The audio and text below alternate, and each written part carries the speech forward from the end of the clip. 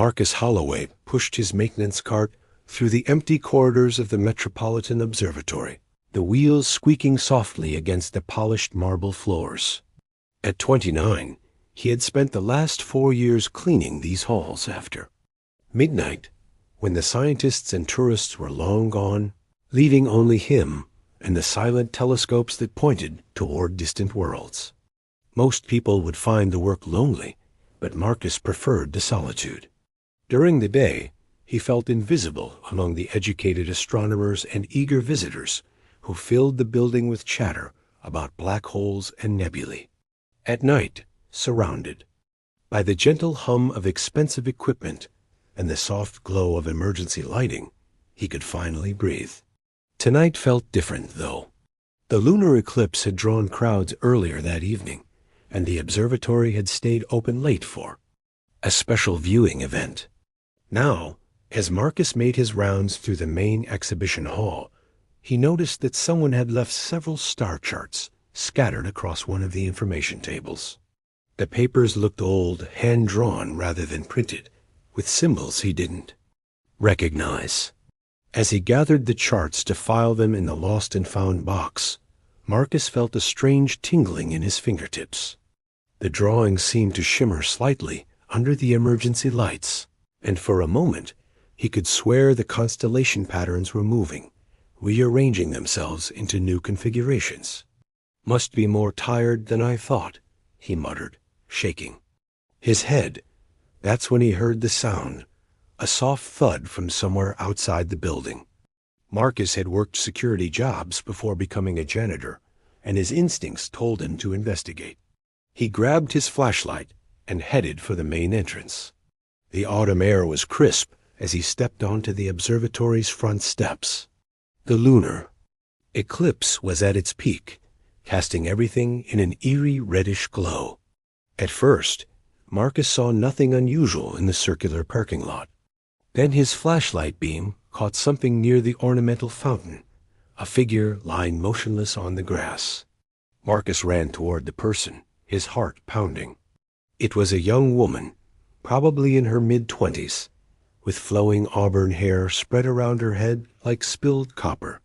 She was unconscious, but breathing steadily, wearing clothes that looked like they belonged in a Renaissance festival.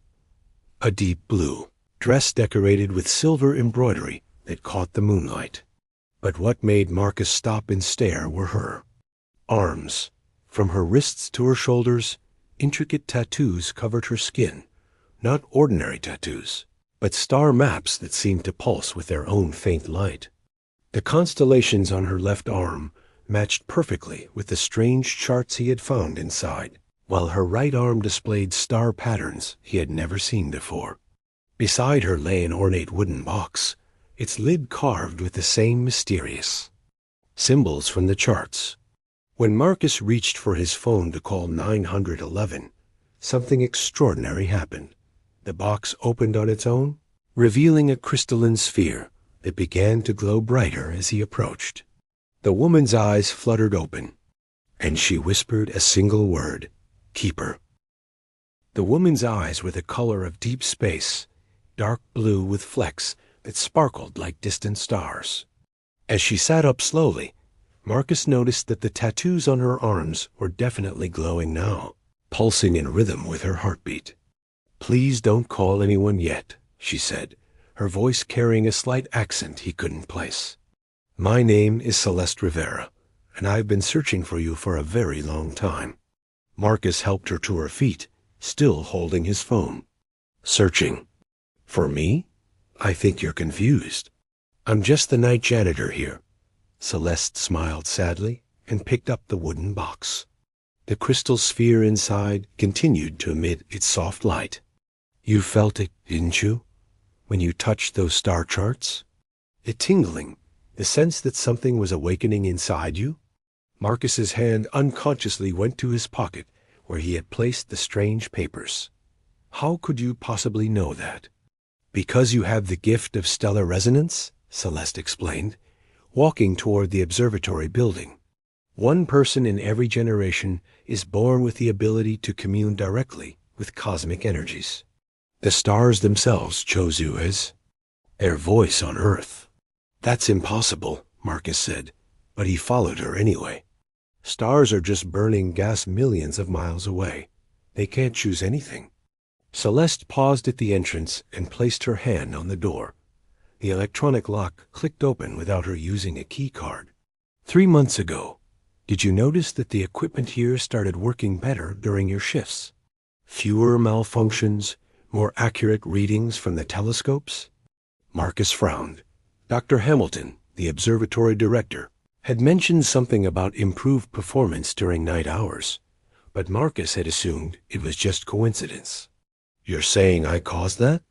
Your presence stabilizes the electromagnetic fields around sensitive instruments, Celeste said as they entered the building. It's one of the first signs of stellar resonance manifesting in an adult. They walked through the darkened halls toward the main planetarium dome. Celeste moved with familiarity, as if she had been here before. My grandmother was like you, she continued. She could predict solar flares, communicate with deep space probes when they lost contact with mission control, even influence weather patterns during astronomical events. What happened to her? Celeste's expression darkened. She was murdered by people who wanted to use her abilities for their own purposes. Before she died, she hid this. She held up the wooden box. It's called a stellar compass. It's been in my family for over 300 years, passed down through generations of women who served as protectors for people like you. They reached the planetarium dome, where the great telescope pointed toward the eclipsed moon. Celeste opened the box again, and the crystal sphere rose into the air on its own, floating between them and casting intricate shadows on the curved walls. The Umbral Collective has been hunting star-touched individuals for decades, she said. They believe that people with stellar resonance can be used as living weapons, capable of disrupting satellite communications, triggering solar storms, or worse. Marcus watched the floating crystal with growing unease. Why should I believe any of this? Instead of answering, Celeste pointed to the great telescope. Focus on the moon and tell it what you see. Tell it? It's a machine. Trust me. Marcus approached the telescope reluctantly. As soon as his hands touched the controls, the massive instrument began moving on its own, adjusting its position with mechanical precision. Through the eyepiece, he could see the lunar surface in impossible detail, not just craters and shadows, but structures that definitely weren't natural. Those are lunar observation posts, Celeste whispered beside him, built by previous constellation keepers over the centuries. Your predecessors used stellar resonance to establish humanity's first line of defense against cosmic threats. As Marcus stared through the telescope, he began to understand that his quiet life as a night janitor was about to end forever. Woman beside him carried secrets that would either save the world or destroy it, and somehow the choice was now his to make. The crystal sphere pulsed brighter, and somewhere in the distance, Marcus thought he heard the sound of approaching vehicles. Vincent Blackthorne adjusted his silver cufflinks as he stepped out of the black sedan, his pale eyes scanning the Metropolitan Observatory with calculated interest. At 45, he had spent 2 decades building the Umbral Collective into the most feared organization that most people had never heard of. Tonight would mark their greatest acquisition yet. Thermal imaging confirms 2 targets inside the main dome, reported his lieutenant, a stern woman named Commander Vale. The keeper appears to have made contact with the Rivera woman. Vincent smiled coldly. Excellent. Dr. Thorne's research suggested that stellar resonance abilities amplify exponentially when the subject experiences stress. A little pressure should help our new asset reach his full potential. Behind them, 6 additional vehicles had arrived silently, disgorging operatives in tactical gear. Each carried weapons designed specifically for capturing individuals with paranormal abilities, neural disruptors, that could overwhelm psychic defenses and containment fields that neutralized electromagnetic anomalies. "Remember," Vincent addressed his team, "the Keeper is to be taken alive and unharmed. The woman is expendable, but her knowledge of the stellar compass could prove useful for interrogation." Inside the observatory, Marcus felt a chill run down his spine that had nothing to do with the autumn air. The crystal sphere was spinning faster now, casting erratic patterns of light across the planetarium walls. "They've found us," Celeste said, her voice tight with fear. "The collective has tracking devices that can detect stellar resonance from miles away. We need to leave immediately." "What about calling the police?" Marcus asked, though even as he said it, he realized how ridiculous their story would sound. "The Umbral Collective has people embedded in every major government agency," Celeste replied, quickly closing the wooden box and securing it to her belt.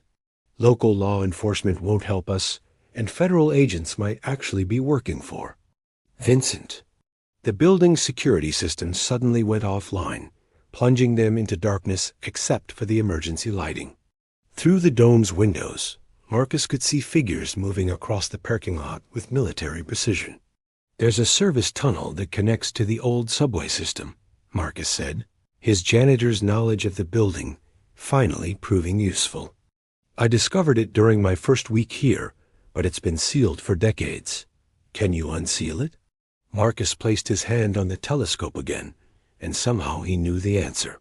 The building's original construction included electromagnetic locks that respond to specific frequencies. "If I can generate the right resonance." He closed his eyes and focused on the sensation he had felt earlier when touching the star charts. Deep beneath his feet, he could sense the metal mechanisms that had held the tunnel door closed for 50 years. With a sound like distant thunder, ancient gears began to turn. Celeste stared at him in amazement. "You're learning to use your abilities." Instinctively, "That should take months of training." "Yeah, well, apparently I'm a fast learner when people are trying to kidnap me." They hurried toward the basement as the first-floor windows exploded inward. Vincent's operatives moved through the building like shadows, their equipment tracking the electromagnetic signature that Marcus couldn't help but emit in the sub-basement. Behind a maintenance panel that Marcus had never bothered to investigate, a narrow tunnel stretched into darkness. The air smelled of rust and decades of neglect, but it was their only escape route. "Vincent Blackthorne isn't just collecting people like you for research," Celeste explained as they crawled through the tunnel. "He believes that stellar resonance can be weaponized, used to trigger natural disasters or disrupt global communications. He's planning something called the Convergence Event." "What's that?" "A coordinated attack using captured keepers to create electromagnetic pulses that would shut down every satellite, power grid, and electronic device on Earth. Civilization would collapse overnight, and the collective would emerge as the only organization with the resources to rebuild society according to their vision." Behind them, they could hear Vincent's operatives discovering the tunnel entrance. Flashlight beams began probing the darkness, and the sound of pursuit echoed off the concrete walls. Marcus felt something awakening inside him, not just fear, but anger. For 29 years, he had been content to remain invisible, to let others make the important decisions while he cleaned up after them. But now, faced with people who wanted to use his newfound abilities to hurt innocent people, he discovered a strength he never knew he possessed. The tunnel ahead of them began to glow with the same soft light as Celeste's tattoos, and Marcus realized that his stellar resonance was responding to his emotions, creating a beacon that would guide them to safety. The tunnel led to an abandoned subway platform that Marcus had never known existed. As they emerged from the maintenance passage, motion sensors triggered ancient fluorescent lights that flickered to life, revealing walls covered in astronomical murals that seemed to have been painted decades ago. "Welcome to Haven Station," said a deep voice from the shadows. Marcus and Celeste turned to see an elderly man stepping into the light. He was tall and dignified, with silver hair that seemed to shimmer with its own inner radiance and eyes that held the wisdom of someone who had seen far more than any normal human lifetime should contain. "Elder Orion Stormwind," Celeste breathed, bowing respectfully. "I thought you were killed during the Denver incident." Orion smiled sadly. "Reports of my death were carefully orchestrated to protect this sanctuary. When the collective destroyed our facility in Colorado, I knew it was time to go underground, literally, in this case." Marcus looked around the platform in amazement. What he had initially taken for old subway murals were actually detailed star maps showing celestial configurations, spanning thousands of years. Workstations lined the walls, equipped with technology that seemed decades ahead of anything he had seen at the observatory. "This place has been hidden beneath the city for 70 years, Orion explained, leading them deeper into the facility. Built during World War II as a backup command center, then converted into a sanctuary for star-touched individuals when the first collective attacks began in the 1950s. They passed through a series of chambers carved directly from the bedrock. Some contained libraries filled with ancient texts about stellar resonance, while others housed sophisticated equipment for monitoring cosmic events. In one room, Marcus saw what appeared to be a three-dimensional map of the galaxy, with certain star systems pulsing with different colors. The red ones mark locations where constellation keepers have been active, Orion said, noticing Marcus's interest. The blue ones show areas where cosmic barriers have been damaged or destroyed. The yellow ones ... He paused gravely. Those are systems that have gone completely dark. Cosmic barriers? Marcus asked. Orion gestured to a massive chamber at the heart of the facility, where a crystalline structure similar to Celeste's stellar compass rose from floor to ceiling like a technological tree. For millennia, keepers have maintained protective fields around inhabited worlds, shielding them from cosmic predators that feed on electromagnetic energy. Earth's barriers have been weakening for decades. Celeste opened her wooden box, and her smaller crystal began resonating with the larger structure. "My grandmother's compass is reacting to the master resonator. That means Marcus really is the prophesied keeper." "The last one," Orion corrected solemnly. "According to the ancient texts, when stellar resonance manifests in someone with Marcus's specific genetic markers during a lunar eclipse, it signals the final cycle. Either he will restore the barriers permanently, or they will fail completely." Marcus felt overwhelmed by the responsibility being placed on his shoulders. "I'm just a janitor. I don't know anything about protecting the world from cosmic predators." "Your predecessor was a lighthouse keeper," Orion said gently. "The one before him was a farmer. The universe doesn't choose heroes based on their resume, Marcus. It chooses them based on their character." Alarms suddenly began sounding throughout the facility. On multiple screens, they could see Vincent Blackthorne's operatives descending into the subway tunnels, following the electromagnetic trail that Marcus had unknowingly left behind.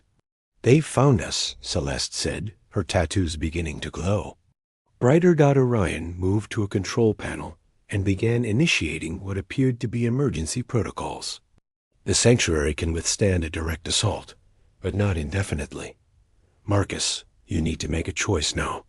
We can help you suppress your abilities permanently. You could return to your normal life, and the world would never know what it lost. Or ... Or what? You accept your role as the constellation keeper and learn to use powers that will change you forever. There's no going back once you begin the awakening process." Through the facility's security cameras, Marcus could see Vincent's team getting closer. He thought about his quiet life as a night janitor, his small apartment, his routine existence that had seemed so empty just days ago. Then he looked at Celeste, whose family had died protecting people like him, and at Orion, who had sacrificed everything to maintain the sanctuary. The master resonator pulsed brighter, responding to his internal struggle. Somewhere above them, the stars themselves seemed to be waiting for his decision. Marcus placed his hand on the crystalline structure and immediately felt the weight of cosmic responsibility settling on his shoulders like a mantle made of starlight. "Show me what I need to do." The master resonator responded to Marcus's touch like a symphony orchestra reaching crescendo. Energy flowed through his body, and suddenly he could perceive the electromagnetic fields surrounding every living thing in the sanctuary. Celeste's tattoos weren't just decorative. They were living star maps that updated in real time as cosmic events unfolded across the galaxy. "The awakening process usually takes weeks," Orion said, monitoring readings on multiple screens. "But the convergence of the lunar eclipse and your natural aptitude is accelerating everything." Above them, Vincent Blackthorne's voice echoed through the facility's communication system. "Marcus Holloway, I know you can hear me. My organization has spent considerable resources locating you. Surrender now, and we can discuss terms that benefit everyone." "He's lying," Celeste said, checking her grandmother's stellar compass. "The collective has never negotiated with star-touched individuals. They either capture them or eliminate them." Marcus felt the cosmic barriers surrounding Earth like a vast web of energy, and he could see exactly where Vincent's interference had been weakening them. "He's not just hunting people like me for weapons. He's been deliberately damaging the protective fields to let something through." Orion's face went pale. "Show me." With his enhanced perception, Marcus projected his awareness onto the facility's main display screen. The three-dimensional galaxy map updated to show current conditions, and what they saw made them all step back in horror. Massive shapes were moving through space toward Earth, entities composed entirely of electromagnetic energy that fed on the life force of inhabited planets. The cosmic barriers that had protected humanity for millennia were failing, and these predators were already approaching the outer edges of the solar system. "The Devourers," Orion whispered. "We thought they were just legends." "Vincent knows." "They're coming," Marcus realized. "The collective isn't trying to rebuild civilization after an electromagnetic collapse. They're planning to be the only humans with shielded technology when the Devourers arrive." Vincent's voice crackled through the speakers again. "You have 5 minutes to surrender before we begin using more persuasive methods." Celeste moved to the weapons locker and began distributing defensive equipment. "The sanctuary shields can hold them off temporarily, but eventually they'll break through." "Then we don't wait for them to break through," Marcus said, his new abilities showing him possibilities he had never imagined. "We take the fight to them." Using the master resonator as an amplifier, Marcus reached out with his stellar resonance to every piece of electronic equipment in the city above. Traffic lights, cell phone towers, television broadcasts, emergency services, everything connected to the power grid became an extension of his consciousness. Vincent's operatives suddenly found themselves in complete darkness as every light in the subway tunnels went out. Their electromagnetic tracking devices failed as Marcus flooded the entire underground network with interference signals. Communication with their surface support teams was cut off as he redirected satellite signals away from their frequencies. "Impossible." Vincent's voice came through their radio, filled with shock and growing fear. "No keeper has ever demonstrated this level of control." "That's because none of them were fighting for their planet's survival," Marcus replied, his voice somehow reaching every speaker in the collective's equipment simultaneously. "But the real battle was just beginning." Through the master resonator, Marcus could feel the Devourers approaching Earth's atmosphere. The cosmic barriers sparked and weakened under their assault, and he realized that defeating Vincent's ground team wouldn't be enough. "I need to repair the barriers," he told Orion. "And Celeste. But I can't do it from down here." "The old observation deck at the top of the city's communications tower," Celeste suggested. It's the highest point in the metropolitan area, with direct line of sight to the moon.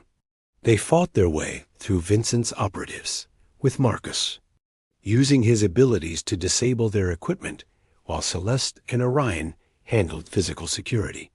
By the time they reached the surface, the first signs of the Devourer's approach were becoming visible, aurora-like phenomena, dancing across the night sky as Earth's magnetic field reacted to their presence. At the top of the communications tower, Marcus placed his hands on the primary broadcast antenna and extended his consciousness toward the stars. Through sheer force of will, he began weaving new protective barriers around the planet, using the moon's gravitational field as an anchor point and the collective electromagnetic output of human civilization as raw material. The effort nearly killed him. Blood ran from his nose as cosmic energies flowed through his body, but gradually the barrier solidified. The approaching Devourers struck the renewed defenses and were turned away, forced to seek easier prey elsewhere. In the galaxy, when it was over, Marcus collapsed to his knees, forever changed by the experience. He was no longer just a night janitor. He had become Earth's protector, the constellation keeper who would spend the rest of his life maintaining the barriers that kept humanity safe. Celeste knelt beside him, her tattoos now showing new star patterns that reflected the cosmic changes he had wrought. "The barriers will hold for centuries now," she said softly. "You did it." Marcus looked up at the stars, his stars now, and smiled despite his exhaustion. For the first time in his life, he knew exactly who he was meant to be.